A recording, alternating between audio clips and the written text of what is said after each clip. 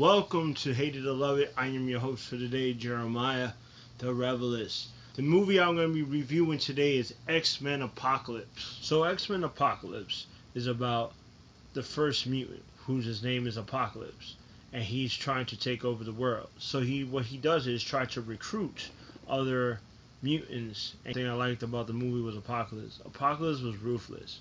I mean, this dude was a mutant you did not want to mess with. I like the fact that I like his persuasive, like he was just persuading all these mutants, especially Magneto, which Magneto, he decided to take Professor Xavier's idea and just be a regular human and try to live amongst the humans.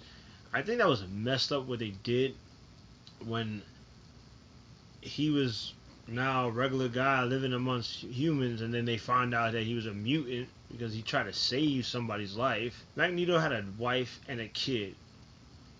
Everything was good, and then this happens, and then they accidentally kill his family, and then he goes on a murdering rampage. I thought that was going to straight up happen anyway, but it was really cool to see that happen. And then all of a sudden Apocalypse recruits Magneto, which was cool, and then gives him his full potential of his power. What she did with a lot of the mutants that he recruited, like Psylocke.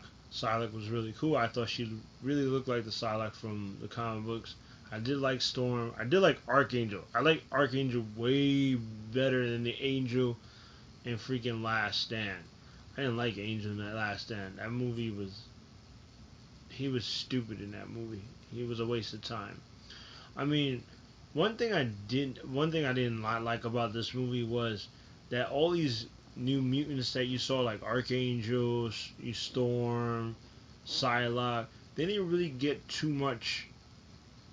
They didn't do much, a lot, which I wish they would have done more. I wish they would have more development in the movie. Same with Apocalypse. Apocalypse had a lot of cool scenes, like especially when those guys tried to kill him and he just made them all and turned them all into sand and disintegrated them. I was like, yo, that's not cool, man. That's not cool. Like, Apocalypse is crazy.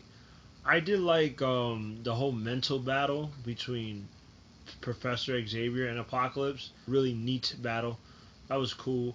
Another thing I didn't like, there were certain scenes that were way too fast, which I really thought they would progress a lot of things. I wish they would explain a lot of things. But out of all, one thing I really liked about this movie was Phoenix. I did not expect them to bring out the Phoenix so soon, but it came out like it was really perfect. And I did like the end credits, because the end credits is going to be about Mr. Sinister. The company Sachs, that is Mr. Sinister.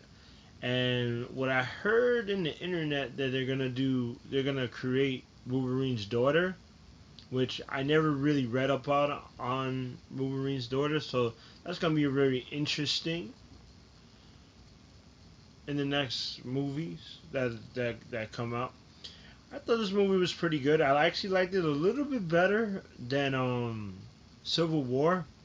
I don't know, it's just the intensity.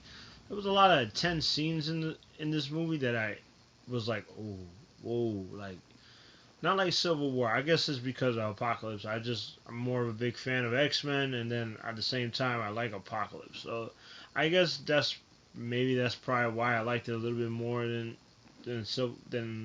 Captain America Civil War. Um, Other than that, I did enjoy the movie. It wasn't a perfect X-Men movie. It wasn't like Days of Future Past. Days of Future Past is my favorite X-Men movie of all time. Um, but I gotta give this movie, I gotta say, I'll give it an 8.7 out of 10. 8.7 out of 10. I actually did enjoy this movie. I wasn't bored at it. A lot of people was like, there's a lot of boring scenes in this movie, and I didn't really think that. Like, I was really into the movie. I was really engaged in the movie. But I'll give it that. I think that it deserves that. So that's all for today's episode. Press like, subscribe. I see you when the next good movie comes out. Peace.